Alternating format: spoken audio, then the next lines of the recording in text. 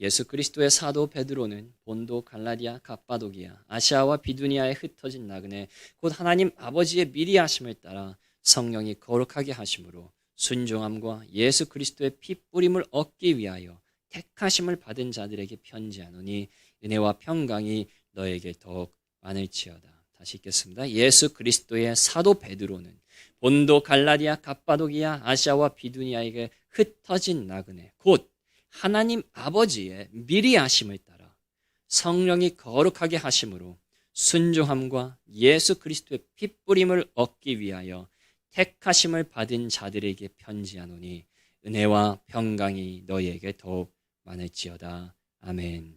기도하시겠습니다. 하나님 아버지, 저희 다시 한번 기도하는 것은 다시 한번 하나님이 필요하기 때문입니다. 저희가 육적인 힘으로 이 말씀을 전할 수도 있습니다. 그리고 육적인 힘으로 이 말씀을 들을 수도 있습니다. 하지만 그 결과는 육적인 것이고 그 육적인 결과는 다 무의미하다는 것을 저희가 다시 한번 주님께 고백합니다. 영적인 것은 진정으로 하나님의 신령한 것은 하나님의 힘으로 선포하고 하나님의 힘으로 들을 때에 되는 것이지 저희의 힘으로 되는 것이 아니라는 것을 다시 한번 고백합니다.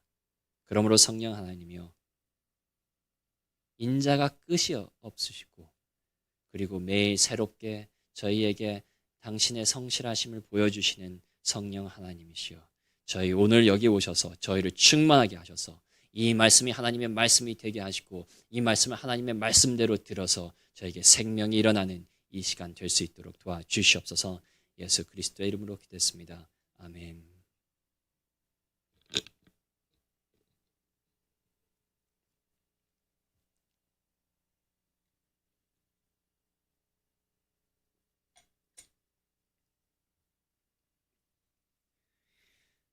안데르센의 동화들 중에 저희가 다 아는 것이 하나 있습니다. 바로 미운 아기 오리 이야기입니다. 이 동화는 알이 섞여서 아기 백조가 오리 가족에서 태어남으로 시작합니다. 같이 부화한 오리들은 아기 백조가 그들과 다르기 때문에 그를 괴롭히고 이 일 때문에 아기 백조는 오리 가족을 떠나서 방황을 합니다. 여기를 가도 거절당하고 저기를 가도 놀림을 받지만 이런 고통의 시간을 겪고 다 큰 백조는 드디어 다른 백조들을 발견하여 그들과 동행하게 된다는 이야기입니다. 다 아실 이야기라고 생각합니다. 이 동화의 큰 주제는 바로 정체성의 중요성입니다. 아기 백조가 자신의 정체성을 몰랐을 때에는 고생을 많이 했지만 다른 백조를 만나 자신이 누구인가를 깨달았을 때 비로소 삶을 살기 시작했다는 메시지가 있습니다. 물론 이것은 백조에 대한 이야기가 아니라 사람에 대한 이야기입니다. 안데르센은 사람이 자신이 누구인가를 알아야 올바르게 살 수 있다는 것을 아이들에게 가르쳐주고 싶었던 것입니다. 현대 심리학도 사람이 스스로를 어떻게 보는가가 절대적이라는 것을 연구를 통하여 증명하였습니다. 이것은 저희 그리스도인들에게도 예외는 아닙니다. 저희가 그리스도인들처럼 행동하고 그리고 그리스도인인 것에 대하여 기쁘고 감사하려면 그리스도인이라는 것이 무엇인지 저희가 어떤 사람인지를 확고하게 알고 있어야 됩니다.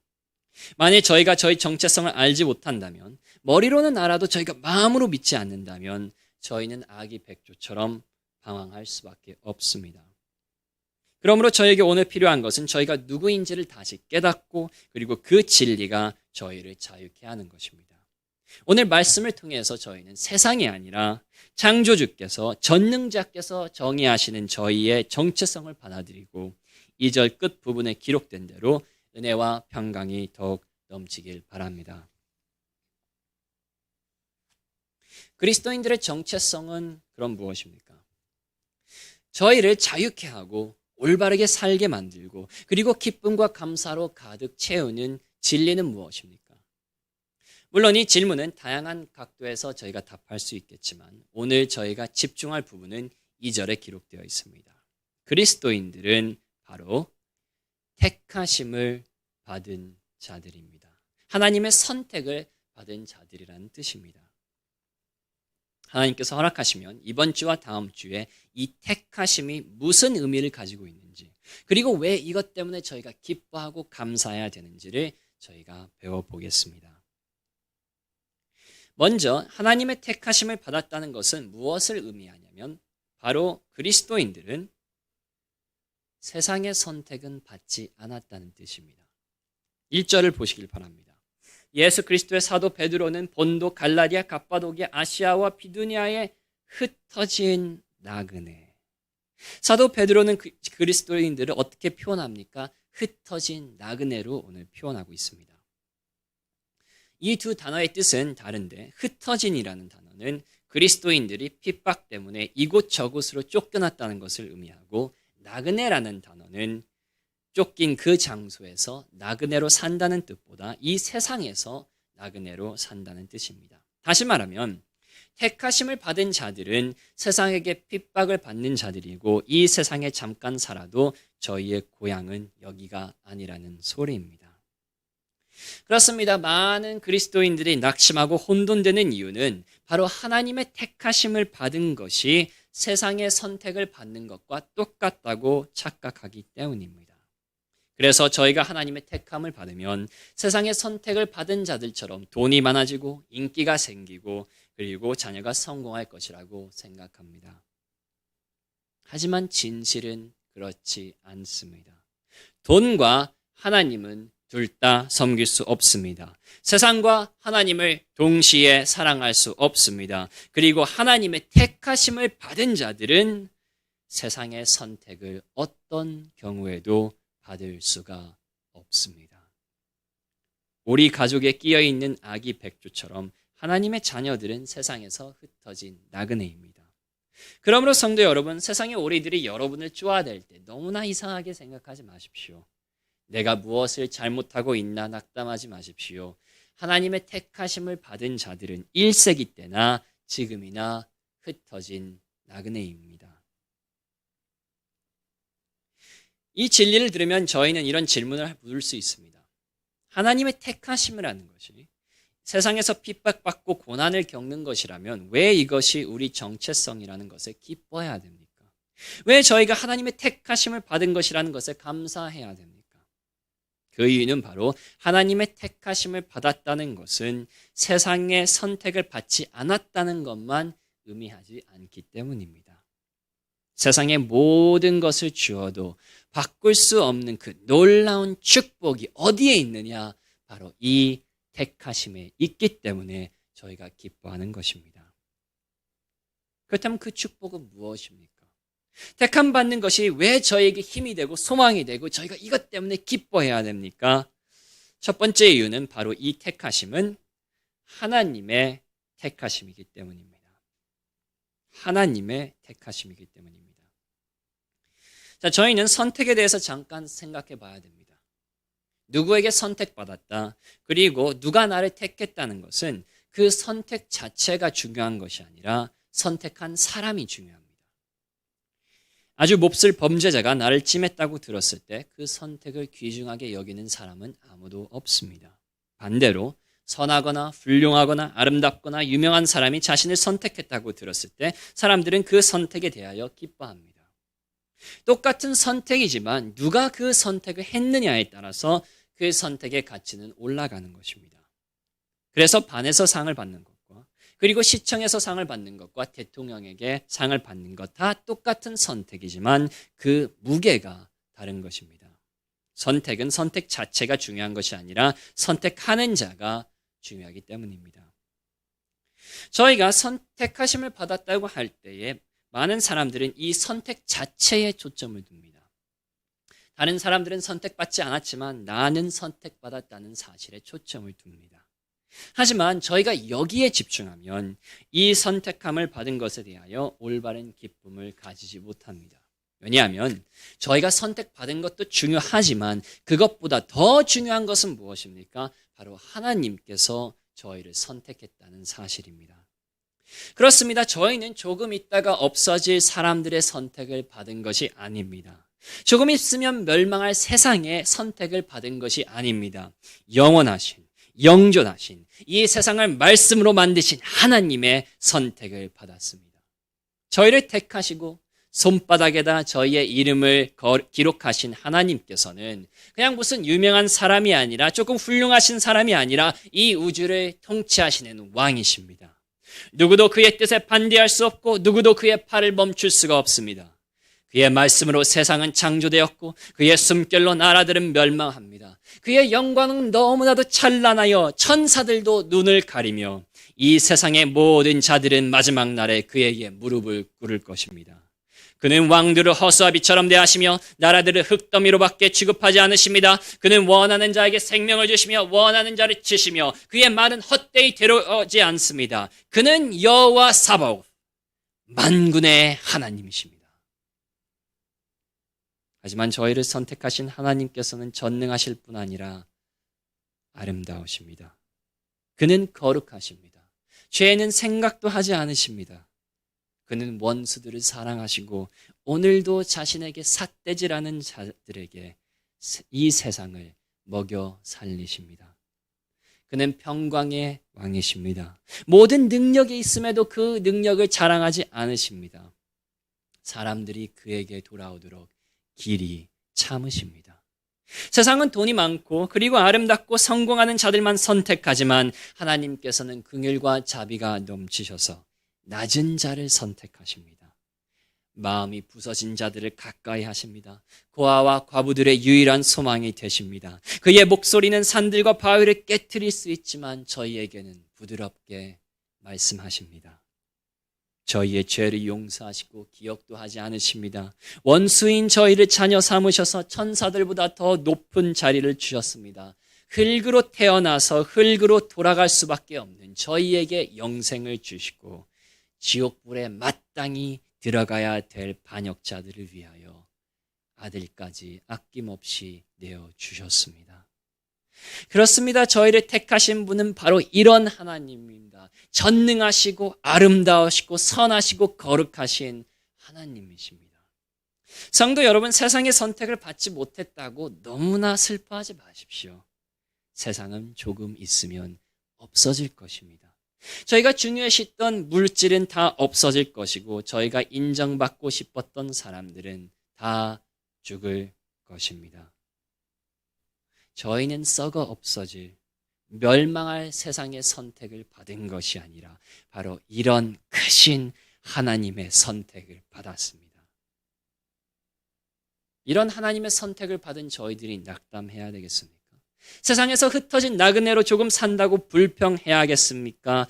그것은 옳지 않습니다. 저희는 능력과 권능, 지혜와 심판, 긍휼과 사랑, 정의와 선하심, 권세와 주권, 이 모든 것을 오른손에 쥐시고 계신 여호와 하나님께 택함 받았습니다. 이것도 아버지의 선택만이 아니라 본문이 기록하는 것처럼 아버지와 성령과 예수 그리스도 삼위일체의 완벽한 택하심을 받았습니다. 왜 저희는 기뻐하고 감사하고 하나님께 영광을 돌려야 됩니까? 바로 이런 만왕의 왕께서, 이런 모든 은혜의 하나님께서, 그 누구보다도 높으신 이름을 가지신 하나님께서 저희를 친히 택하셨기 때문입니다.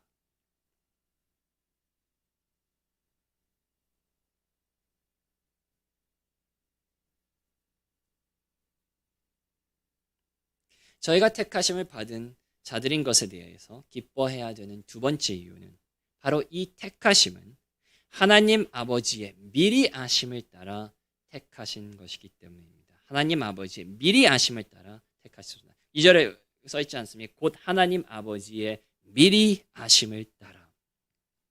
자, 이 미리 아심이라는 문구는 신약에서 딱 두 번 쓰여지는데 오늘 본문 말고는 사도행전 2장 23절에서 사용됩니다. 같이 보시겠습니다. 사도행전 2장 23절입니다.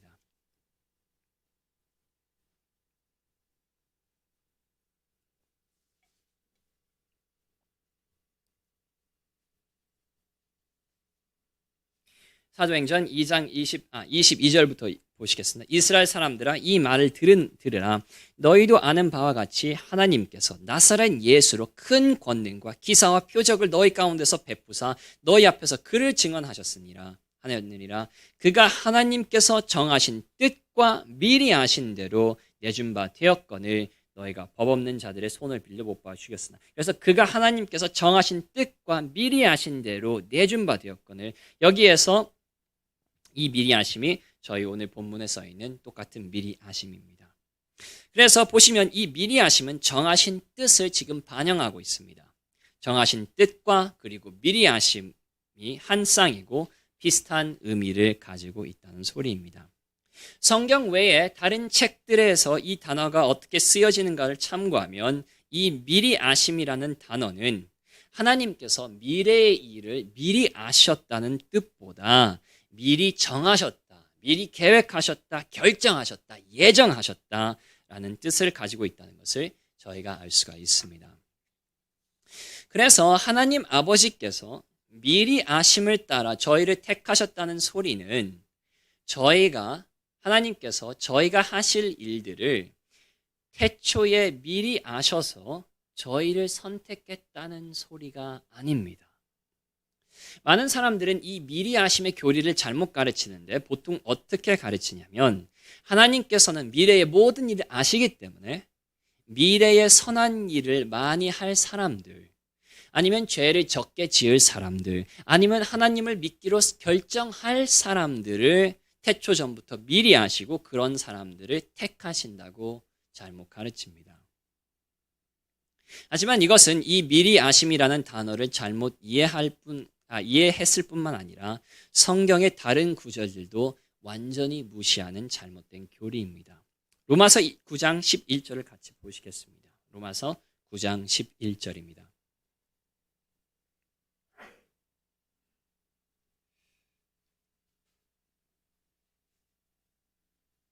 로마서 9장 11절입니다. 그 자식들이 지금 야곱과 에서에 대해서 말하는 것입니다. 그 자식들이 아직 나지도 아니하고 무슨 선이나 악을 행하지 아니한 때에 택하심을 따라 되는 하나님의 뜻이 행위로 말미암지 않고 오직 부르시는 이로 말미암아 서게 하려 하사. 자, 이 구절은 야곱과 에서에 대해서 말하는데 하나님의 선택이 지금 무엇에 달려있다고 기록합니까? 하나님의 택하심에 달려있다고 기록합니다. 아니한 때에 택하심을 따라라고 써 있습니다. 그럼 이 택하심은 야곱과 에서가 미래에 할 행동에 달려있습니까?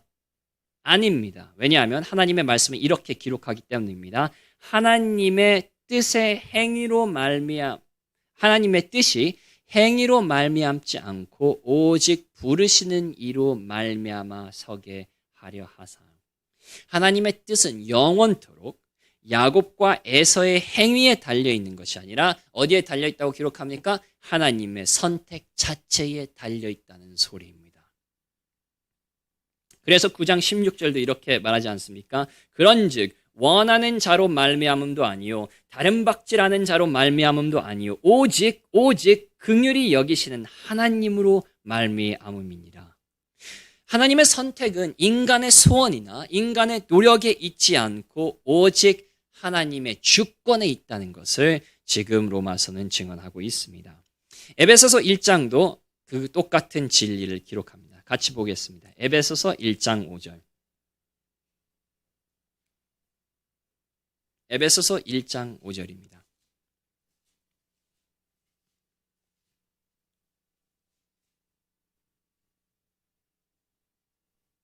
에베소서 1장 5절. 그 기쁘신 하나님의 기쁘신 뜻대로 우리를 예정하사 예수 그리스도로 말미암아 자기의 아들들이 되게 하셨으니. 11절 보시겠습니다. 모든 일을 그의 뜻의 결정대로 일하시는 이의 계획을 따라 우리가 예정을 입어 그 안에서 기업이 되었으니. 자, 5절을 봅시다. 5절에서 저희가 하나님의 아들들이 된 이유가 무엇이라고 합니까? 저희의 뜻입니까? 저희의 소원입니까? 아닙니다. 그의 하나님의 기쁘신 뜻입니다. 11절에는 저희가 그 안에서 기업이 된 이유가 무엇이라고 써 있습니까? 저희의 행위입니까? 아닙니다. 모든 일을 그의 뜻의 결정대로 일하시는 이의 계획입니다. 그렇습니다. 성경은 분명히 선포합니다. 저희가 선택받은 것은 저희가 하나님을 선택할 것을 하나님께서 미리 아셨기 때문이 아니라 저희의 행위에 달려있는 것이 아니라 오직 하나님의 뜻과 예정하심에 따라 택함 받은 것입니다. 하나님께서 자신을 선택할 사람을 미리 선택하신다는 생각이 비성경적인 이유는 또 하나 있습니다. 먼저 그리스도께서는 분명히 아버지께서 이끌지 아니하시면 아무도 자신에게 올 수가 없다고 하셨습니다. 그리고 또 믿음은 저희에게서 난 것이 아니라 하나님의 선물이라고 사도 바울은 기록합니다. 다 잘 아시는 구절들입니다. 무슨 소리냐면 저희는 저희의 의지로 하나님을 선택할 수가 없다는 소리입니다. 하나님의 말씀을 이해하는 것도, 하나님을 믿는 것도, 하나님께 나오는 것도, 하나님을 선택하는 것도 다 하나님께서 처음부터 끝까지 해주셔야 된다는 것입니다. 다시 말하면 하나님께서 저희를 선택해야 그때 비로소 저희는 하나님을 선택할 수 있다는 소리입니다. 그렇다면 저희는 어떻게 결론을 낼 수 있습니까? 저희의 선택은 하나님의 선택하심의 결과지 어떤 경우에도 하나님의 선택하심의 이유가 될 수가 없다는 소리입니다. 그렇습니다. 하나님께서는 저희가 하나님을 선택할 것을 미리 아셔서 저희를 선택하셨다는 말은 비성경적이고 비이성적이고 그리고 하나님의 은혜와 영광을 가리는 거짓말입니다. 하나님의 선택은 저희의 소원이나 노력에 달려있지 않습니다. 저희의 열심과 기도에 달려있지 않습니다. 저희의 선택과 뜻에 달려있지 않습니다. 하나님께서 이 미리 아심을 따라 저희를 택하셨다는 것은 저희의 소원과 행위하고는 아무 상관이 없이 오직 하나님의 뜻과 긍휼에 따라 저희가 택하심을 받았다는 것입니다. 왜 제가 시간을 들여서 이 부분을 강조합니까? 바로 이 사실을 저희가 이해해야만 이 택하심의 놀라운 은혜를 발견할 수 있기 때문입니다. 사람들은 죄의 결과로 매우 자기중심적이 되어버렸습니다. 그래서 무슨 일이 있으면 그것이 자기 탓이라고, 자기 때문에 일어난 것이라고 생각합니다. 그것이 좋은 것이든 나쁜 것이든. 그래서 내 가족 중에 누가 아프면 내 탓이라고 생각합니다. 누가 나에게 친절을 베풀면 내가 친절을 베풀 만한 사람이니까, 내가 무엇을 먼저 그 사람에게 주었으니까 그렇게 한다고 생각합니다. 심지어 로또를 이겨도 내가 잘해서 이겼다고 생각합니다. 사람은 이렇게 자기 중심적으로 변했기 때문에 하나님께서 나를 택하셨다고 말할 때는 내가 무엇을 잘했기 때문에, 그리고 내가 무엇을 미래에 잘 할 것이기 때문에 하나님께서 나를 선택하신 것이라고 착각합니다. 내가 면접에서 선택받으면 내 실력 때문에 선택받는다고 생각하듯이 내가 하나님께 택함을 받으면 그 선택받는 이유가 나에게 있다고 착각합니다. 그리고 그렇게 생각하기 때문에 기쁨과 감사가 올라오지 않습니다. 아니, 선택받을 만한 자가 선택받았는데 무슨 기쁨과 감사가 올라오겠습니까? 하지만 이 모든 것이 오직 하나님의 선택이라는 것을 깨달을 때에, 오직 하나님의 긍휼인 것을 깨달을 때에, 바로 그때에 하나님의 선택하심이 얼마나 위대한지 알 수 있습니다. 그렇습니다. 하나님께서는 저희를 택하실 이유가 하나도 없으십니다. 왜냐하면 그 선택은 저희의 행위와 소원에 달려 있는 것이 아니기 때문입니다. 그럼에도 불구하고, 어떤 이유가 없는데도 불구하고 태초 전부터 하나님께서는 저희를 자녀 삼으시기로 결정하셨습니다. 아니, 저희가 조금만 생각을 한다면 저희를 택하실 이유가 하나도 없었을 뿐만 아니라 하나님께서 저희를 택하시면 안 되는 이유만 끝없었습니다. 하나님께서는 태초 전에 저희가 할 모든 죄들을 아셨습니다. 죄의 포로로 태어나서 얼마나 하나님께 반역하고 얼마나 하나님을 진노하게 하실지 알았습니다. 저희가 얼마나 자주 넘어지고 구원받은 후에도 얼마나 마음이 빨리 식으며 얼마나 세상을 사랑할지 아셨습니다. 저희가 품는 악한 마음들, 저희가 행할 음란과 폭력, 거짓과 교만, 위선과 악한 말들, 이 모든 것들을 태초 전에 보셨습니다. 그리고 얼마나 저희가 빨리 그리스도를 잊어버리고 얼마나 하나님의 나라의 배가 되고 하나님 얼마나 의지가 약한지를 미리 아셨습니다. 그리고 저희의 이런 죄를 용서하시기 위하여 하나님께서는 자신의 사랑하는 아들을 죽이셔야 됐다는 것을 아셨습니다. 그리스도께서는 자신이 하나님의 모든 진노를 십자가에서 뒤덮으셔야 된다는 것을 아셨습니다. 성령님께서는 저희 안에 거하시면서 저희 죄 때문에 끊임없이 근심하실 것을 아셨습니다. 그럼에도 불구하고 하나님께서는 저희를 사랑받을 이유가 하나도 없고 진노받을 이유만 하늘까지 쌓여있는 저희를 택하시고 자녀 삼으신 것입니다. 성도 여러분, 저희는 사람들에게 사랑받을 이유가 있을 수도 있습니다. 그들의 칭찬을 받을 이유가 있을 수도 있습니다. 하지만 그것은 사람들 앞의 일이지 하나님 앞의 일이 아닙니다. 거룩하신, 전능하신, 영광의 아버지 앞에서 거룩한 천사들도 감히 눈 뜨고 보지 못하는 하나님 앞에서 저희가 이런 은혜와 사랑을 받을 이유가 있다고 생각하십니까? 그렇지 않습니다. 저희는 이런 은혜를 받을 이유가 눈꼽만큼도 없습니다. 법을 하나라도 어기면 심판하시는 아버지에게 선택받을 이유가 하나도 없습니다. 오히려 지옥 가야 될 이유만 넘칩니다. 그럼에도 불구하고 하나님께서는 태초 전에 그의 미리 아심을 따라 오직 그의 결정과 뜻과 예정을 따라 저희를 선택하셨습니다. 그렇습니다. 저희가 선택받은 이유는 저희의 소원에 있지 않습니다. 저희의 행위에 있지 않습니다. 저희의 선택에 있는 것이 아니라 저희가 받은 택함은 은혜로 시작해서 은혜로 끝납니다.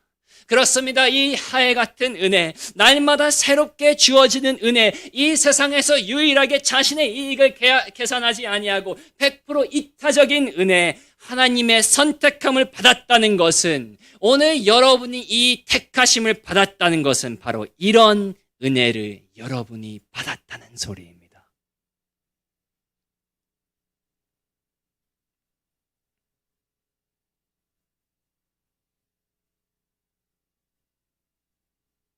하지만 이 미리 아심에 따른 택하심의 축복은 여기서 끝나지 않습니다. 하나님께서 자신의 예정하심에 따라 저희를 택하셨다는 것은 또 무엇을 의미하냐면 바로 이 결정은 영원토록 변치 않을 것이라는 사실입니다. 세상의 모든 것은 바뀌게 되어 있습니다. 나라들은 세워지고 멸망하고 정치인들은 왔다가 가며 아이들은 커가며 어른들은 늙어가며 풍경도 바뀌고 쓰는 용어도 바뀌고 입는 옷까지 바뀝니다. 사랑하는 사람들도 없어지며 사람의 소원도 사람의 생각도 다 바뀌게 되어 있습니다. 그게 인생입니다. 그래서 저희는 하나님의 택하심에 대하여 배울 때 이것 또한 바뀌지 않을까 생각합니다. 물론 말은 그렇게 하지 않지만 마음속 깊은 곳에 의심이 있습니다. 그래서 저희가 잘못할 때에 하나님께서 나를 버리시진 않을까 두려워합니다. 그래서 고난이 저희에게 올 때에 하나님께서 나를 거절하셔서 이런 일이 일어나지 않을까 생각합니다. 하나님께서 지금까지 내 나약함을 참아주셨지만 혹시 내일 마음을 바꾸진 않으실까 하는 의심이 생겨납니다. 그리고 물론 이런 의심들은 두려움과 낙담과 절망으로 저희를 이끌어 갑니다. 하지만 저희는 이런 의심을 가지면 안 됩니다. 저희는 하나님 아버지의 미리 아심에 따라 택하심을 받은 자들이기 때문입니다. 만약 저희가 잘하기 때문에 하나님께서 저희를 선택하셨다면 저희는 못할 때 거절당할까 봐 두려워해야 됩니다.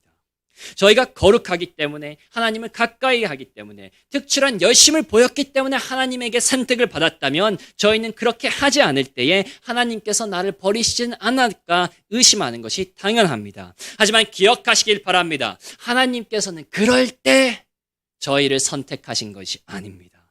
태초 전에 저희가 미래에 할 행위와 아무 상관없이 오직 하나님의 뜻과 결정과 예정하심에 따라 택함을 받은 자들입니다. 그렇다면 하나님의 택하심은 저희의 마음과 행위하고 아무 상관이 없다면 왜 저희의 마음과 행위 때문에 바뀌겠습니까? 성도 여러분, 속지 마십시오. 이 택하심은 영원토록 바뀌지 않을 것입니다.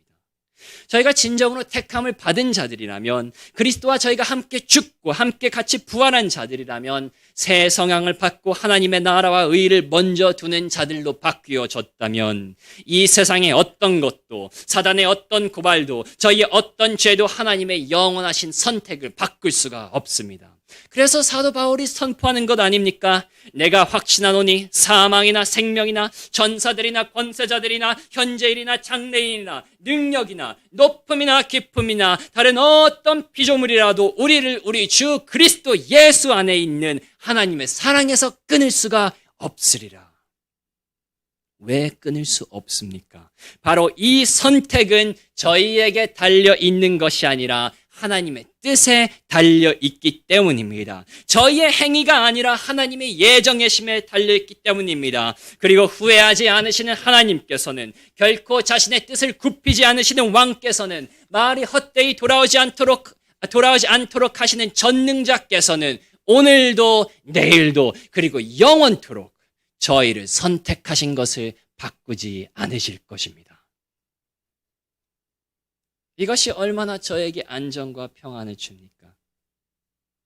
서로 미워하고 배신하고 부모가 자녀를 죽이고 자녀가 부모를 죽이는 이 세상에서 이 택하심은 흔들리지 않는 반석입니다.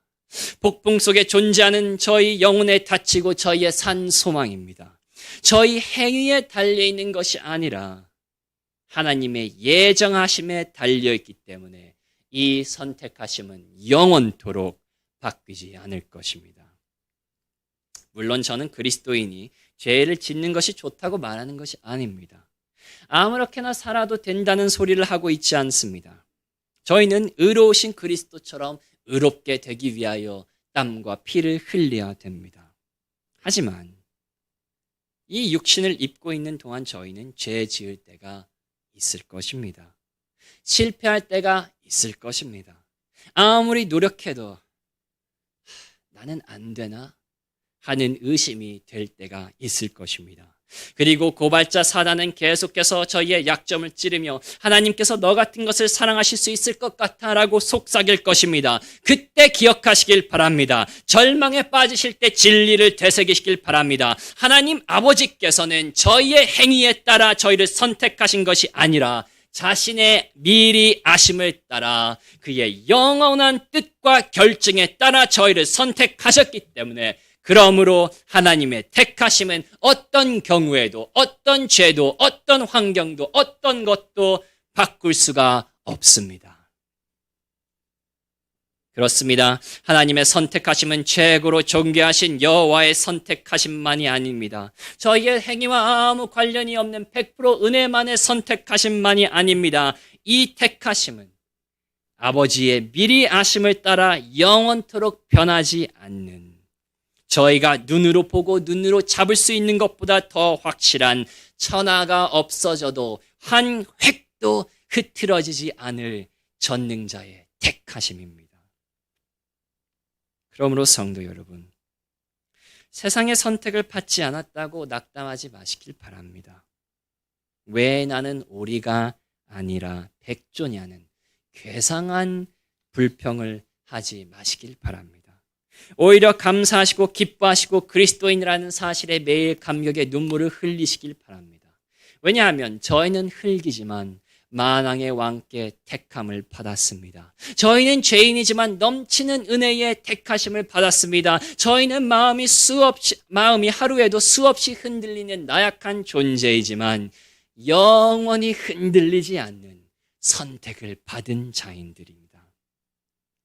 그러므로 지옥으로 던지는 세상의 선택을 받지 않았다고 슬퍼하지 마시며 하나님 아버지의 택하심에 기뻐하시길 바랍니다. 왜냐하면 세상이 무엇이라고 가르치든 사단이 여러분을 어떻게 속이려고 하든 진리는 이것입니다. 구원받은 여러분은 하나님 아버지의 미리 아심을 따라 택하심을 받은 자들입니다. 그러므로 택함 받은 자들처럼 감사와 찬양으로 사랑과 거룩함으로 저희를 택하신 아버지께 영광 돌리시길 바랍니다. 기도하시겠습니다.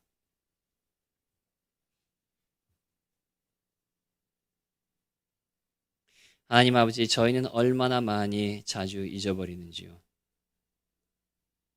하나님께서 저희를 이런 택하심으로 택하셨다는 사실을 얼마나 자주 잊어버리는지요.